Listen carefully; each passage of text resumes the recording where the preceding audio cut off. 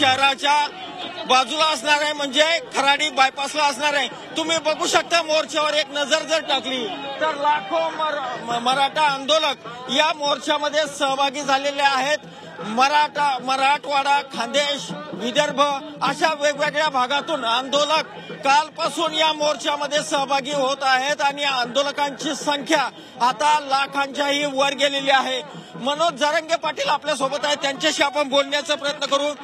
दादा कालपासून संख्या मोठ्या प्रमाणात वाढलेली आहे मोर्चामध्ये। हो, मराठा समाज आता हे लेकरं मुंबईला चाललेत म्हणून घरी बसायला तयार नाही। रस्त्यावरती जे मुंबईला येणारे आमच्या सोबत आहेत ते सोबत यायला लागले आणि जे येणारे नाही ते आशीर्वाद देण्यासाठी लाखाच्या संख्येनं मराठी एकत्र येऊ लागलेत। रस्ते इथून तिथून फुल भरून गेले, सगळीकडे मराठी आणि मराठीच। अमृत नोनी आर्थो प्लस, ये एक प्रूवन फॉर्मूला है। इसमें मौजूद नोनी फल के गुण और आयुर्वेदिक जड़ी बूटियां शरीर को जरूरी पोषक तत्व देने के साथ साथ हड्डियों और जोड़ों के घिसने, उनमें होने वाले सूजन और दर्द को रोकने में मदद करता है। दर्द मुक्त जीवन के लिए अमृत नोनी आर्थो प्लस।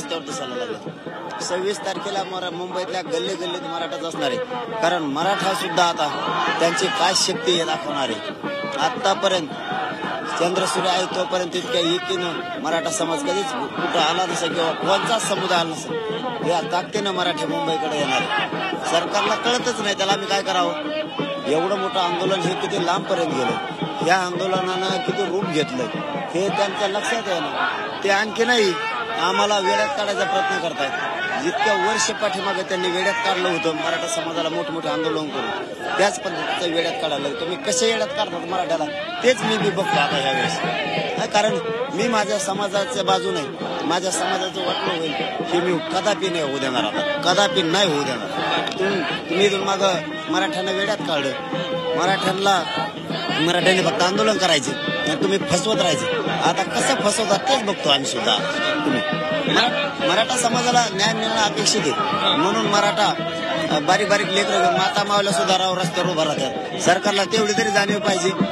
दैवत मानलंय तुम्ही या समाजाला, या जनतेला महाराष्ट्रातल्या, आणि ते तुमच्याकडे रात्रंदिवस जाते। जरा तुमच्या पोलीस बांधवाच्या यंत्रणेला विचारा, लोक किती लाखात रोड नाहीत आणि रस्त्याला मोकळी जागाच नाही पुढे।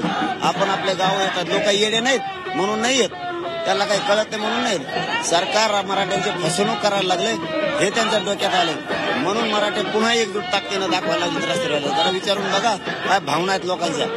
तुमचे हेत, आमचे हेत, आम्ही त्यांचे, आमचेच हेत, असली भाषा बंद करा आता। त्यांचा प्रश्न आहे त्यांच्या लेकराचा, ते सोडवा। नसता मी बी आणि माझा मराठा समाजात हटत नाही। तुम्ही घेऊन काय करताल, बळी घेताल। माझा बळी जरी तुम्हाला पाहिजे असला मी द्यायला बलिदान तयार आहे ना, तुम्ही काळजी करू नका सरकारने। पण एक लक्षात ठेवा, माझ्या एका बी पोराला तिथं मुंबईत धक्का लागला किंवा तसा काही प्रयोग केला मला बळी घेण्याचा, तुम्ही महाराष्ट्रात एक रस्ता राहत नाही त्याच्यावर मराठा, आणि ते वर्षानुवर्ष बंद होत नाही। तुमचा कायमचा कार्यक्रमच आवरला, राजकीय आयुष्यातूनच उठले म्हणून समजायचं। माझ्या पोराला जरी एखादा धक्का लागला तरी महाराष्ट्रातल्या रस्त्यावर मराठा समाज उभा नाही, आणि माझा जर तुम्ही जीव घेतला तर तुमचा कार्यक्रम कायमचाच संपला। गुणरत्न सदावर्ते यांनी जी याचिका दाखल केली होती की मराठा आंदोलन जे आहे ते मुंबईमध्ये होऊ नये, त्यांचं असं म्हणणं आहे मुंबईची लोकसंख्या 1 कोटी आहे आणि 3 कोटी मराठे जर मुंबईत येत असेल तर तो एक अन्याय आहे, त्यावर लवकरच निकाल येणार आहे, आज किंवा उद्या। काय म्हणणं आहे?